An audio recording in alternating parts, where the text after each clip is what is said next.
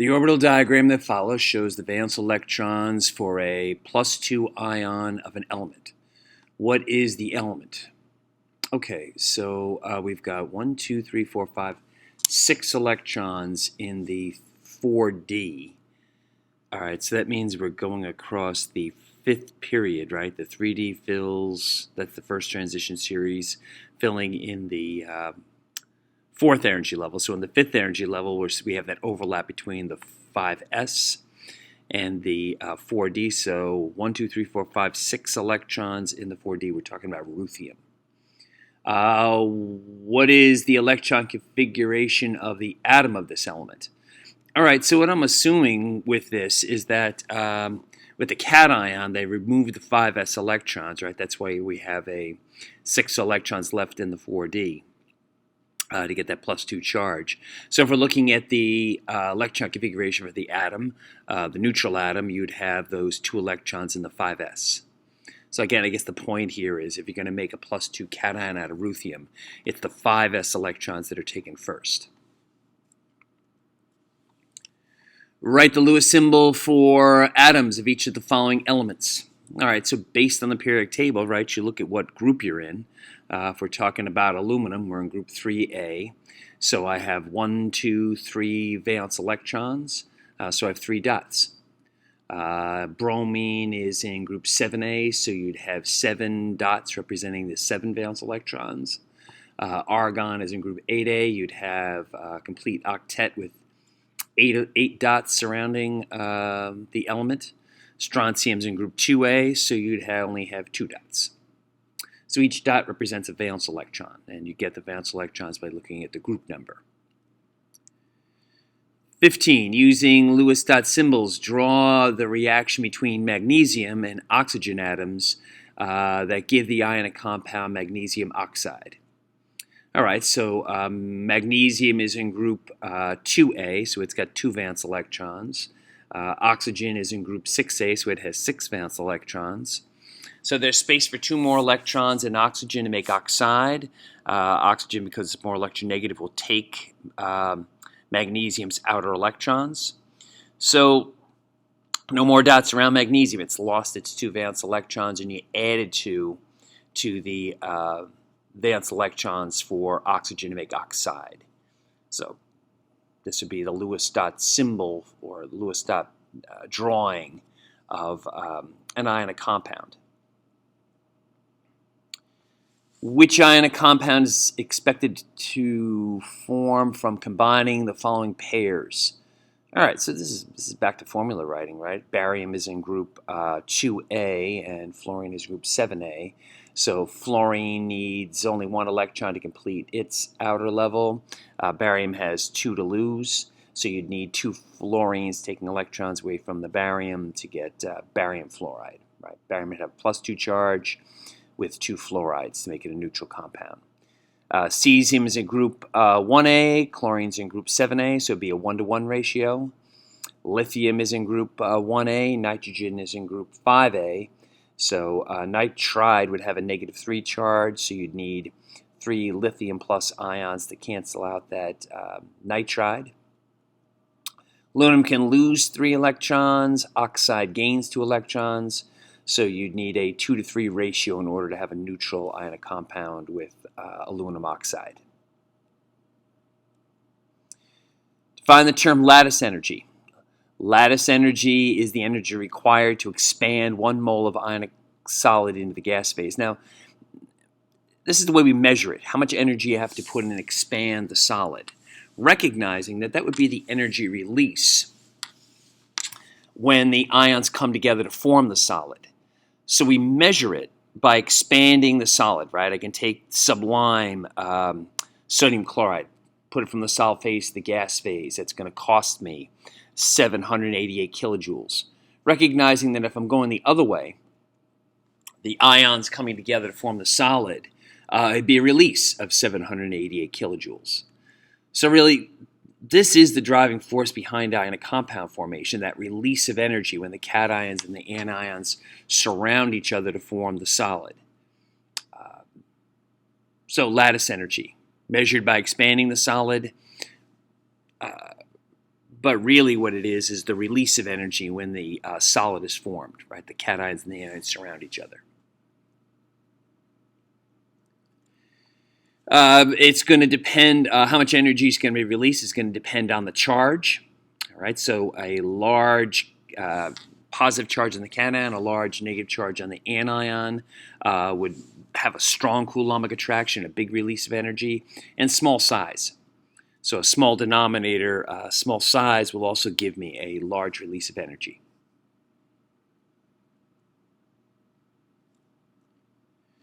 What is meant by the term covalent bond?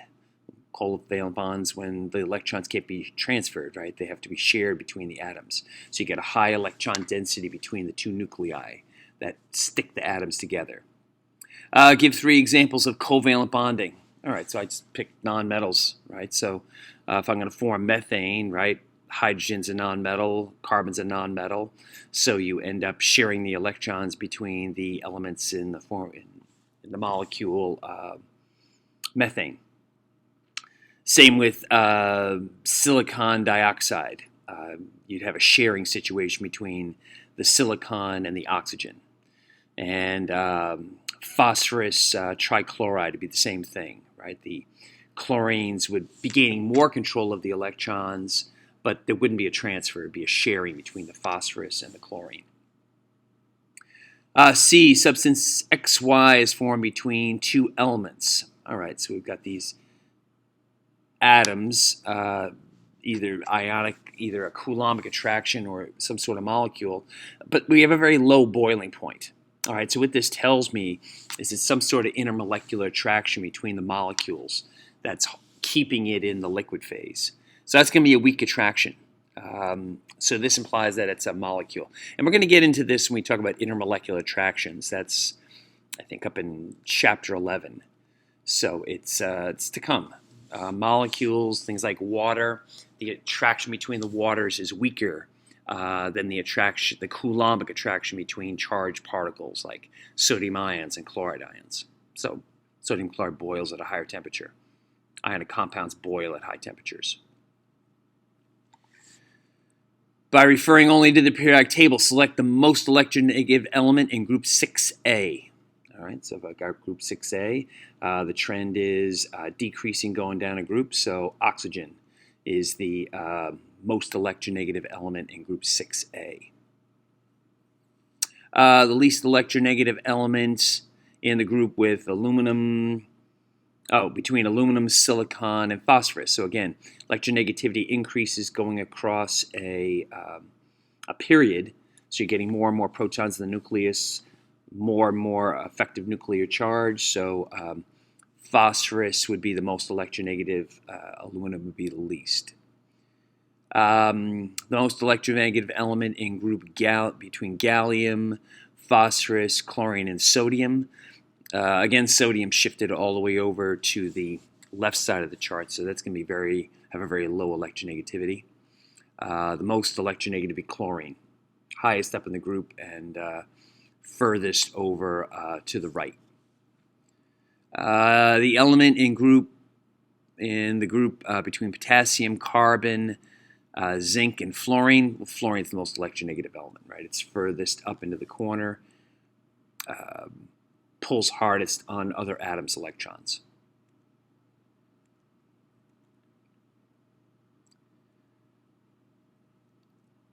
(41) Which of the following bonds are polar? Which of the following bonds are polar? Well, anything where you have 2 different atoms are going to be polar. So you're going to have a polar bond between boron and fluorine. Fluorine's more electronegative, so the electrons will be shifted towards the fluorine. If we're talking about between 2 like atoms, well, then it's equal sharing. All right, so this would be a nonpolar situation. Oxygen's more electronegative than selenium, so the electrons will be shifted towards the oxygen. Iodine is more electronegative than hydrogen. The electrons are shifted towards, got the wrong element in there. Should be iodine, but same thing, be shifted towards the halogen. Based on Lewis structures, predict the ordering of the bonds. So bond lengths. All right, so we're looking at the shortest bond length and the longest bond length between this NO cation, nitrite, and nitrate. So in order to do this, you have to draw the Lewis dot structures. So I count up the number of valence electrons in the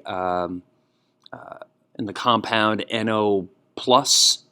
So it's going to be 5 electrons for the nitrogen, 6 electrons for the oxygen, and one, and you subtract 1 from the pile because it's got a +1 charge. So we have 10 electrons to play with, 2 electrons to bond the end of the O,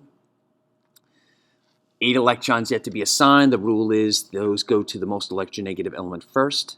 So oxygen gets them first, the leftovers go to the nitrogens. And then we use lone pairs to try to complete the octets for as many atoms as possible. So if I loan both of these lone pairs from the oxygen, I get a triple bond between the nitrogen and the oxygen, and I get complete octets for nitrogen and oxygen in this compound. +1 formal charge on the oxygen. Electron count of 5, a valence of 6. Ends in the middle. Count up the valence electrons. You get 18 electrons to play with. Bond the nitrogens to the oxygen, so subtract 4 from my pile. Those 14 electrons go to the oxygens first. The leftovers go to the nitrogen.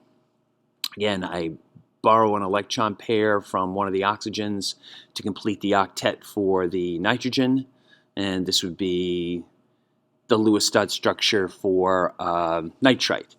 -1 formal charge on the singly bonded oxygen. Nitrate, nitrogen in the middle, 24 electrons to play with. So I bond the nitrogens to the central oxygen. Bond the oxygens to the central nitrogen. And I got 18 electrons yet to be assigned. They go to complete the octets of the oxygen. I borrow a pair of electrons from one of the oxygens to complete the octet for the nitrogen. +1 formal charge on the nitrogen, an electron count of 4, subtracted from a valence of 5. And a -1 formal charge on both of the singly bonded oxygens. It adds up to a -1 charge on the species, right? So that's how formal charge works. Now, with this cation, that's it. It's a triple bond. But when I'm looking at nitrite and nitrate, I could put that double bond with the other oxygens and still have the same amount of formal charge.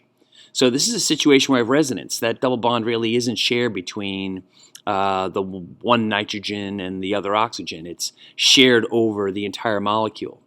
So same with the nitrate. I could put the double bond on the first oxygen, the second oxygen, or the third oxygen and get the same amount of formal charge.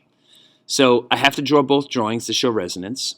And this means that those bonds, those single bonds, are a little shorter than normal single bonds, and the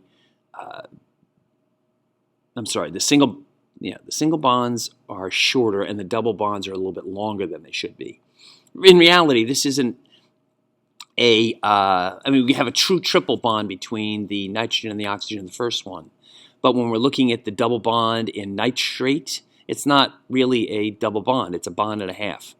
All right, so that electron pair is shared over the 2 positions. And if I'm looking at nitrate, it's a bond and a third each time, right? Those bond lengths are all the same, right? Because that extra electron pair is being shared over all 3 bonding positions. So the more electrons you share between the atoms, the shorter the bond length. So the shortest bond length here is with that cation, and the longest bond length would be with the nitrate. All right, so the least number of electrons shared between the atoms, you get the longest bond length.